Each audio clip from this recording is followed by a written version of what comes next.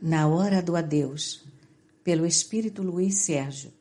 Psicografia Irene Pacheco Machado. Capítulo 19. Um homem sem Deus.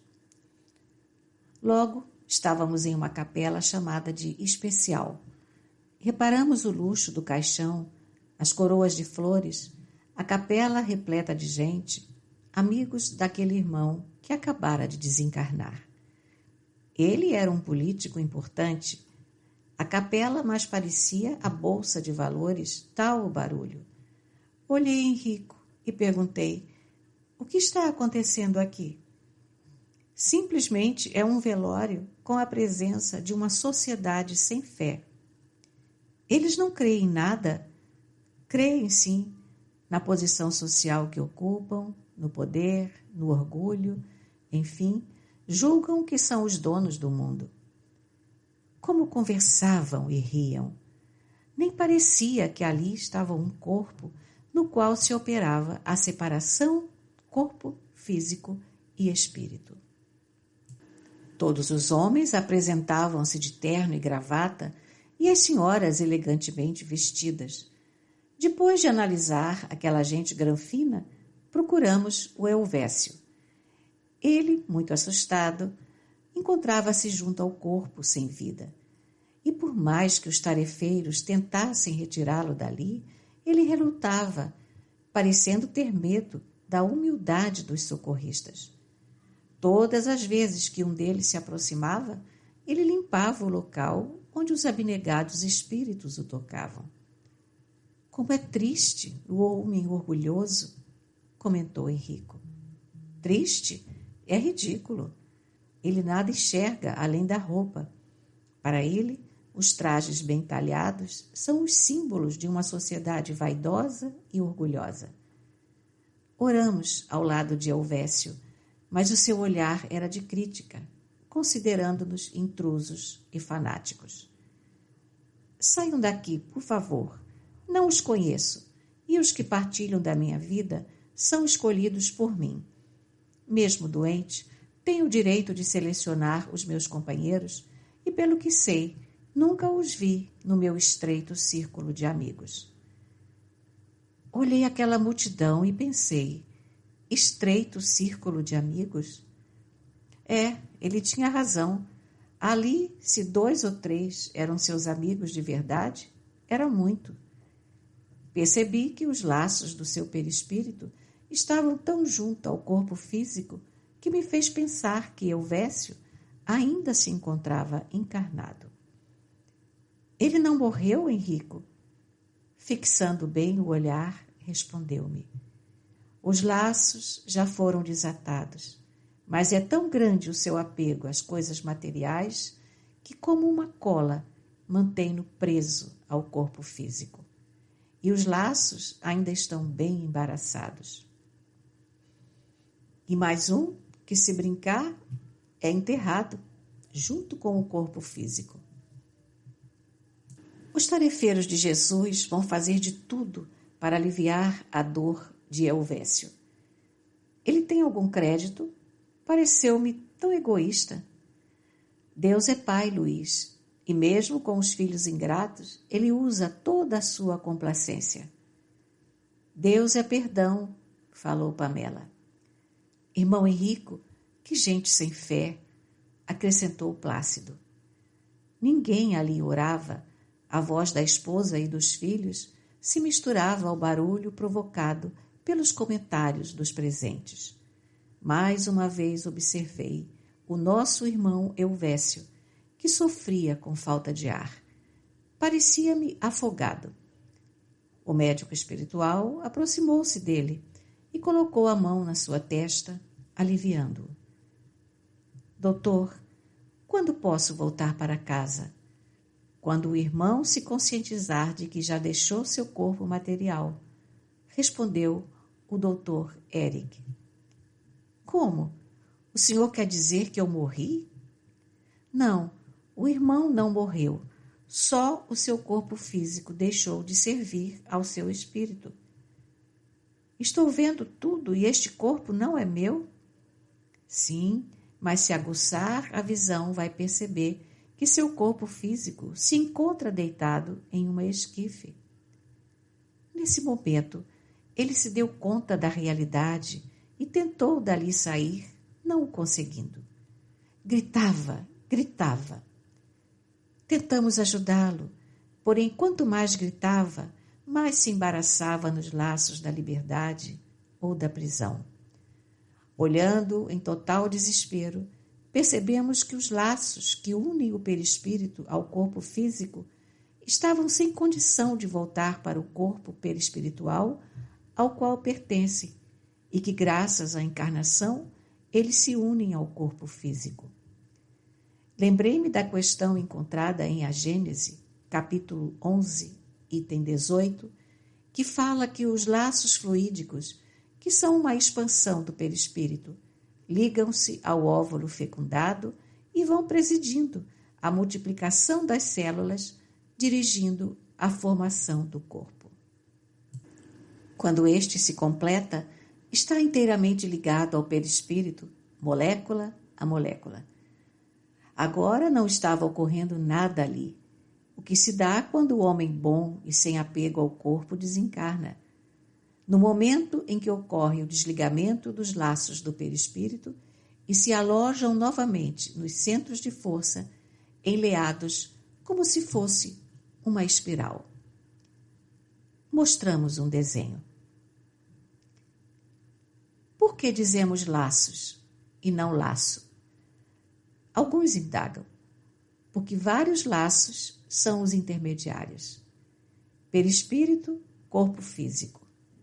E assim, os laços partem dos centros de força que se encontram no perispírito. É ele, o perispírito, que serve de intermediário entre o espírito e o físico. Para um melhor esclarecimento, recorramos ao Livro dos Espíritos, parte 2, capítulo 3, questão 155. Como se opera a separação da alma e do corpo? Rotos os laços que a retinham, ela se desprende. A. A separação se dá instantaneamente por brusca transição? Haverá alguma linha de demarcação nitidamente traçada entre a vida e a morte? Não. A alma se desprende gradualmente, não se escapa como um pássaro cativo a que se restitua subitamente a liberdade. Aqueles dois estados se tocam e confundem, de sorte que o espírito se solta pouco a pouco dos laços que o prendiam. Esses laços se desatam, não se quebram. E a explicação de Kardec.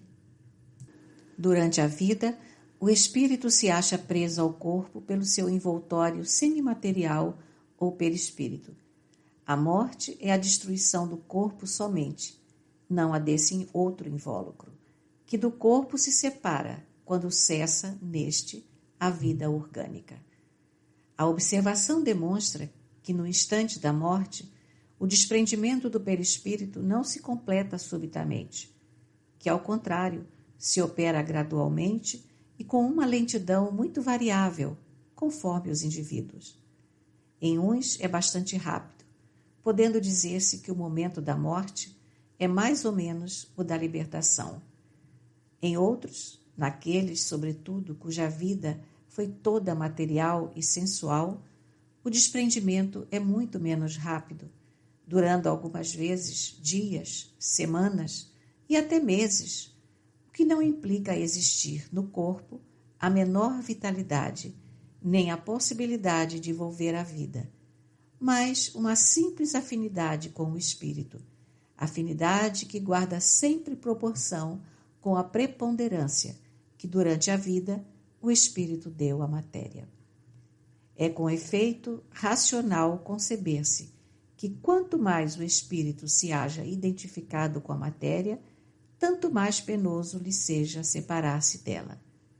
Ao passo que a atividade intelectual e moral, a elevação dos pensamentos, operam um começo de desprendimento, mesmo durante a vida do corpo, de modo que, em chegando à morte, ele é quase instantâneo.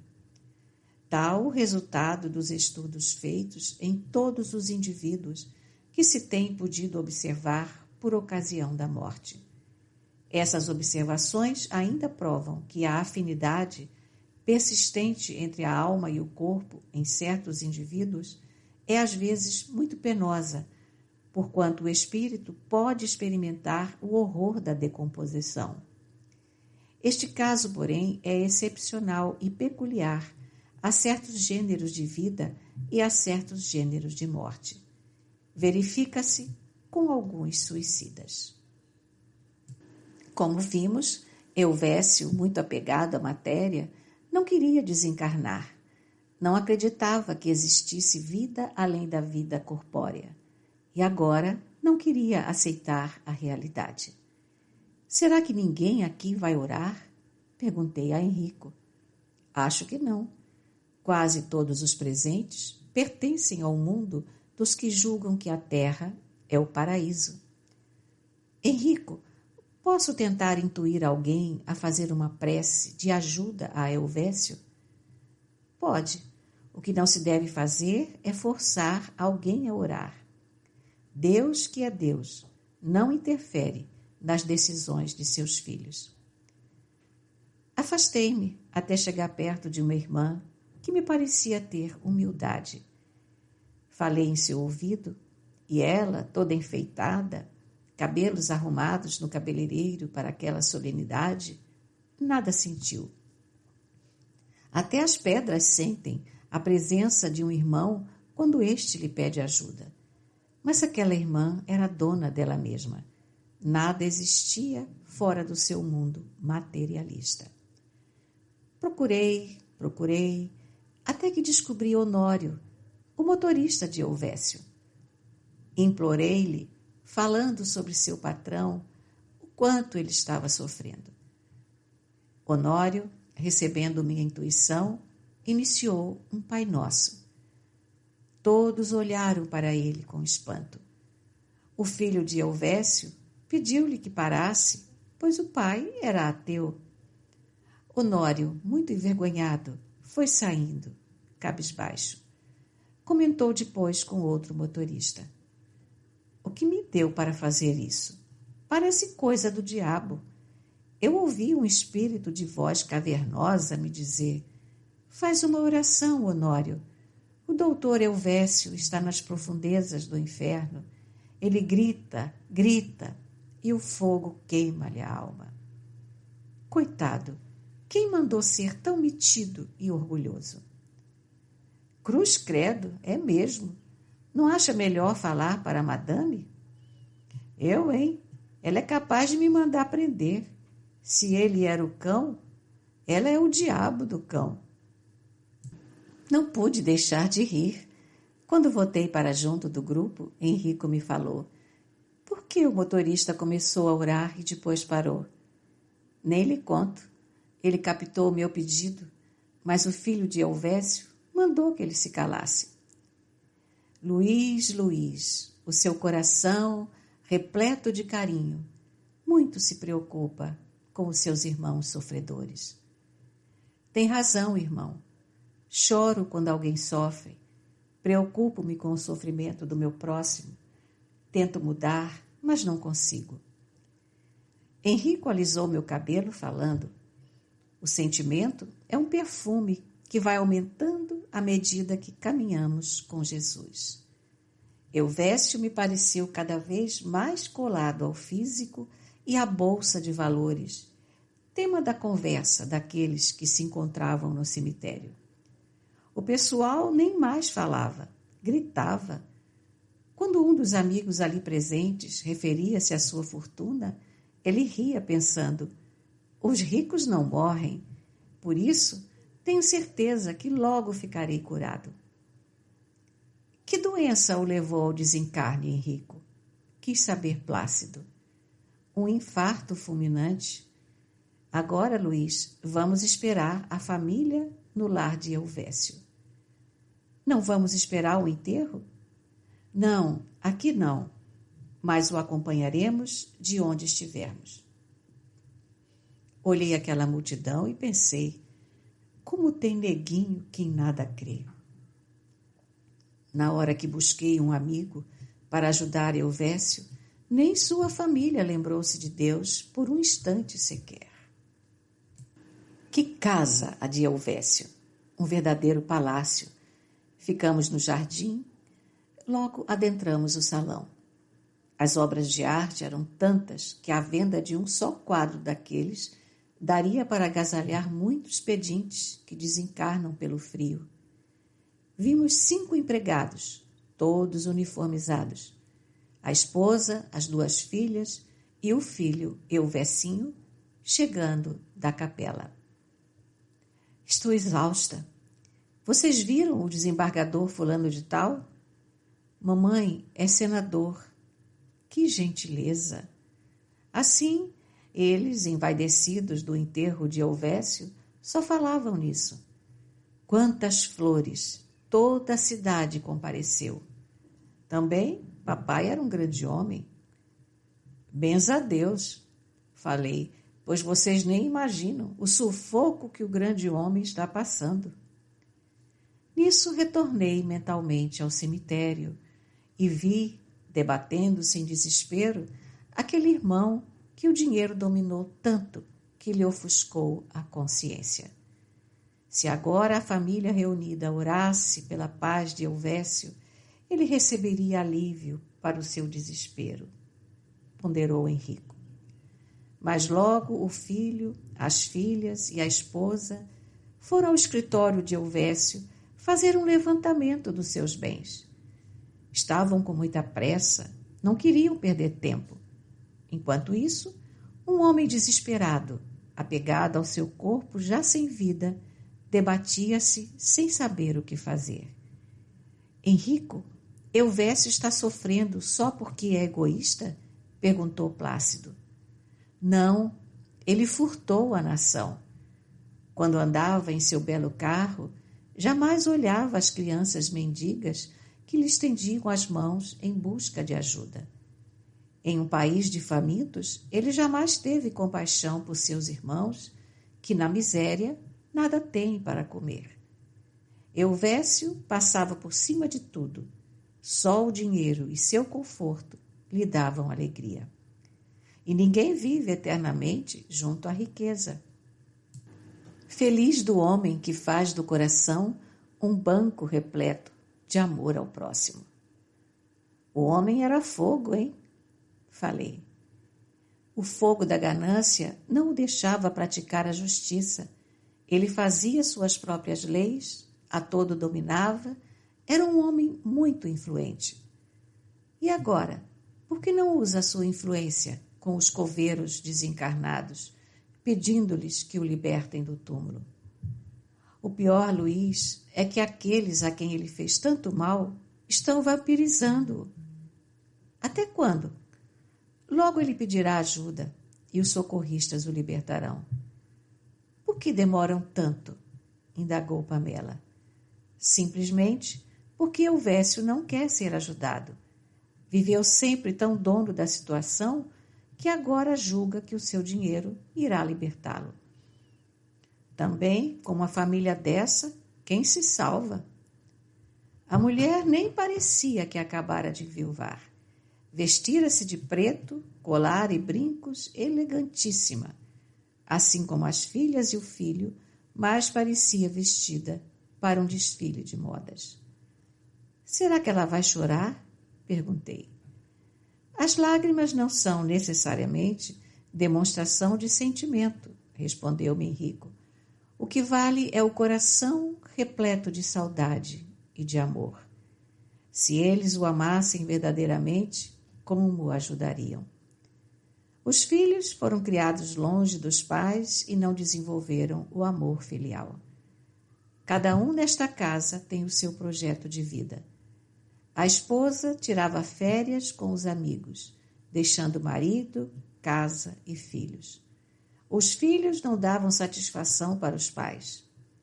Elvésio vivia mais tempo fora do que em casa, buscando projeção social. O dinheiro é o tesouro desta casa. Quando um ente querido parte, É triste ver a família devassar os seus pertences. Quanta falta de respeito! Se ninguém gosta que mexam em seus objetos, por que só o desencarnado nada sentiria? Será que a morte tirou-lhe todas as imperfeições, uma delas o apego às suas coisas? Digo sempre, Henrico, a família deve esperar um tempo para jogar fora os papéis e doar os objetos daquele que se despediu do corpo físico. Plácido, o nosso companheiro, que quase não se manifestava, calado o tempo todo, perguntou a Henrico: por que os espíritas não procuram orientar aqueles que buscam o consolo para que não aconteçam esses tristes fatos que estamos assistindo? Plácido, falei, se Elvésio nem crê em Deus, imagine se vai acreditar nos espíritos. Estes são para ele as almas do outro mundo.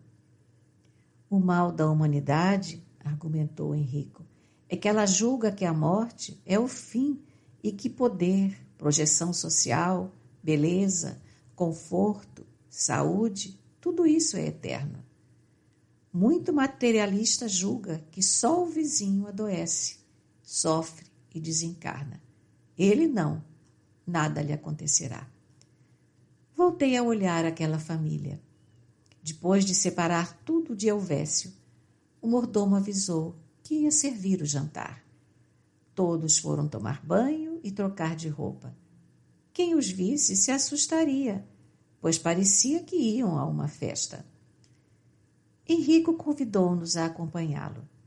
Para aquela família nada mudou. Na mesa do jantar foi retirado apenas um prato. Na verdade, acho que eles nem estavam sentindo a ausência de Elvésio. Poucas vezes ele ali estivera junto à família. Estava sempre correndo atrás do dinheiro. Olhei mais uma vez para acreditar no que via. Confesso que é demais para minha cabeça a indiferença total por aquele que fora o chefe da família. Luiz, não é certo o grito, o choro, o desespero, argumentou Henrico. É certo a indiferença? Não, mas cada um reage à sua maneira. Conhecemos uma família espírita que, quando um deles volta para o mundo espiritual, eles cantam e festejam. Que, Henrico? Fazem festa? Estranhou Pamela. Claro, Pamela, tem mais maluco por aí do que gente equilibrada, acrescentei. Evolução, Luiz Sérgio, corrigiu-me Plácido. Quem sabe eles são tão espiritualizados que se sentem felizes em saber que um deles foi para junto de Deus. Pode ser bonito, ser evolução, mas o coração, quando se separa de um ente querido, bate tão forte que estremece o corpo. É a saudade que chega, fazendo doer as almas daqueles que ficam e do espírito que voltou para a espiritualidade. Você é muito amoroso, não é, Luiz Sérgio? Indagou-me Pamela. Sou autêntico. Quando choro, choro. Quando me encontro alegre, grito de felicidade. Talvez ainda sinta tudo isso porque convivo com os encarnados. Não, irmão, respondeu Henrico. Cada ser possui a sua personalidade e feliz daquele que ama intensamente o seu próximo. Agora, voltemos ao cemitério. Vamos ver o que está acontecendo com Elvésio. Já separado do corpo físico, Elvésio relutava em aceitar a ajuda dos socorristas. Era uma cena difícil de acreditar. Sentado na lápide, com a mão no queixo, Elvésio parecia alheio, como se tivesse sofrido amnésia. Seus familiares desencarnados, também materialistas e orgulhosos, não conseguiam aproximar-se dele. Já era noite na estação do adeus e uma brisa suave acariciava os nossos rostos. O luar dava àquele jardim de corpos físicos em decomposição a certeza de que Deus é soberanamente bom e justo. Enquanto estávamos ali, pedi permissão para chegar junto a Elvésio. Olha, Henrico, temos prestado socorro a suicidas, inconscientes ou não, e sempre que nos aproximamos deles, os ajudamos. Com a permissão de Henrico, bem ligeiro, querendo chegar logo, aproximei-me de Elvésio. Só que a brisa deixou de ser brisa e me vi num turbilhão que me apertava o corpo como se estivesse sendo agarrado por vários laços. No momento entrei em pânico, mas em seguida me reequilibrei e me vi livre das vibrações de ódio, desespero e revolta de Elvésio. Procurei o meu grupo, mas não o vi. Era como se aquele lugar, antes beijado pelo luar, tivesse sofrido uma transformação, ou fomos nós jogados no umbral. Orava com tanta fé a Jesus, buscando o seu olhar compassivo e amigo, que vi aparecer ao nosso lado uma irmã de cor bem escura, cabelos brancos, vestida de azul. Ela segurou minha mão e falou: Deus lhe pague, Luiz Sérgio, pela ajuda ao Elvésio. Ajuda? Nem cheguei perto dele. Aliás, não sei nem onde estamos. Nem ele eu vejo mais. Nhanhá Maria falou. Ele não deseja ser socorrido pelos técnicos espirituais. Estamos aqui para levar o irmão Elvésio para um hospital, porque ele sempre foi muito bom para a minha família. Trabalhamos para seus pais, nós o criamos, ou melhor, ajudamos a senhora Florinda, sua mãe. Fitamos com carinho a sua babá, já velhinha. Elvésio nos deu uma casa e um salário. Quando já doente, sempre nos visitava e nunca deixou nos faltar nada. Nhanhá Maria, ele era caridoso? Não, Luiz, era até muito injusto com os empregados, mas com esta velha foi muito bondoso. Fazia tudo escondido da mulher, Rafaela. E a irmã, como irá socorrê-lo? Não sei, mas já estamos bem perto dele. Quanto a você, Luiz Sérgio, cerre os olhos e volte para junto dos seus irmãos. Assim fiz, sem me despedir de Nhanhá.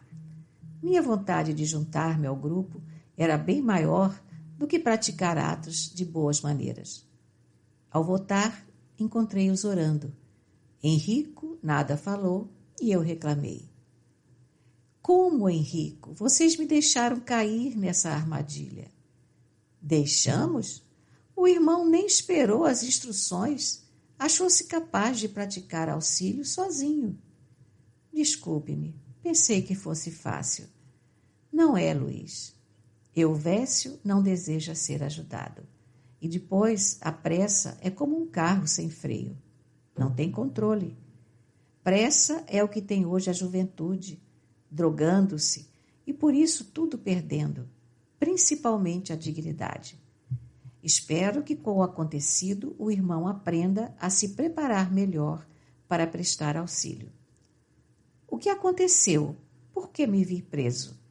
Simplesmente porque a casa mental de Elvésio está repleta de laços ameaçadores e quando ele sentiu sua presença, foi o que a mente dele projetou, tentando se proteger. Meu Deus, livra-me sempre de todos os males. Onde ele está que não o vejo? Olhe, bem ali. Elvésio continuava bem junto de nós. Só que desta vez vimos o Nhanhá Maria tentando chegar junto a ele. Onde eu estava, Henrico? Pareceu-me um umbral. Você, Luiz, entrou na faixa vibratória de Elvésio. Esse é o mundo onde ele, no momento, se encontra. Henrico, ele está sofrendo muito. Nada podemos fazer. Estávamos orando por Elvésio quando vimos um grupo de 4 pessoas aproximar-se de uma sepultura.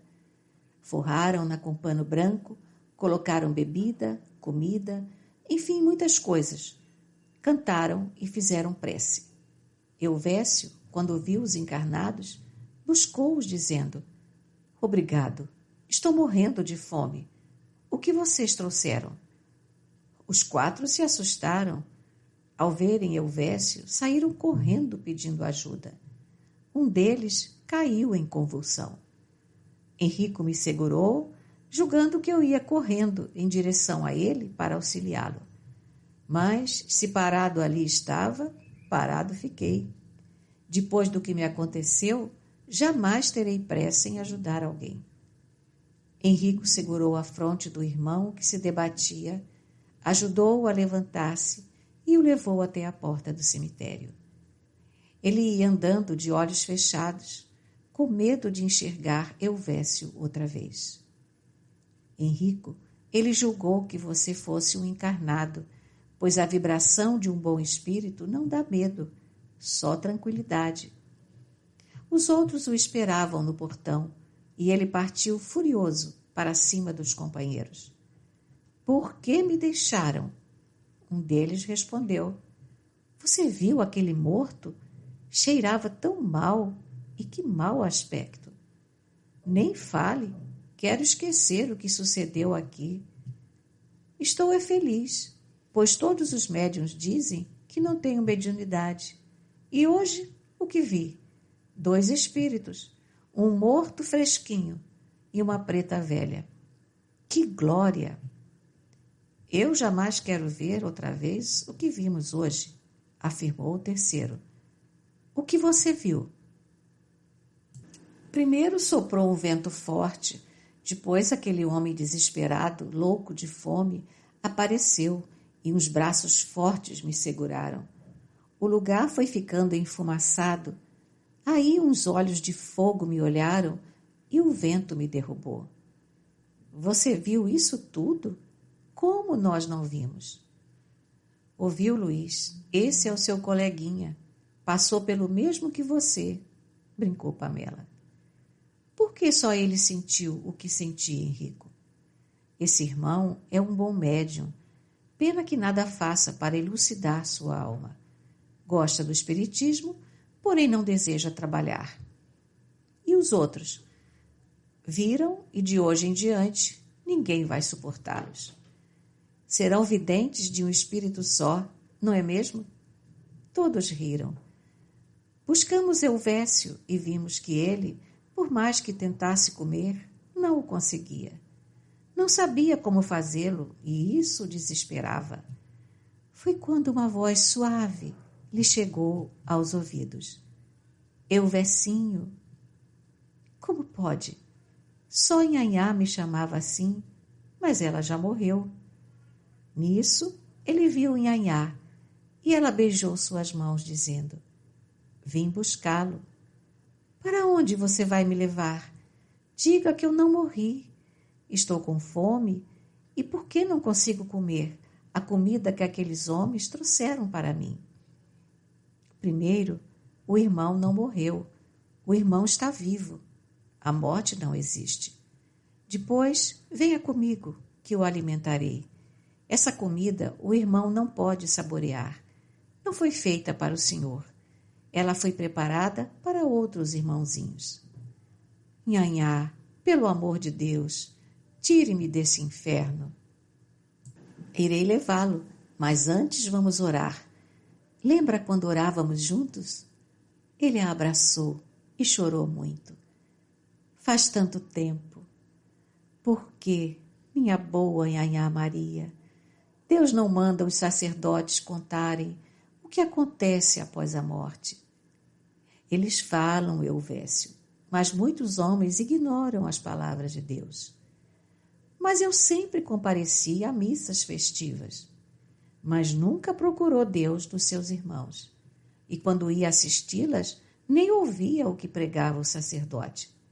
Às vezes esperava acabar o sermão para entrar na igreja. Que religião é a sua, Nhanhá Maria? Pertenço à casa de Deus, onde ninguém briga por religião, onde todos nós somos filhos dele, onde o homem vale por aquilo que plantou na terra e no coração das pessoas. Nhanhá Maria saiu, amparando Elvésio, e nós ficamos orando.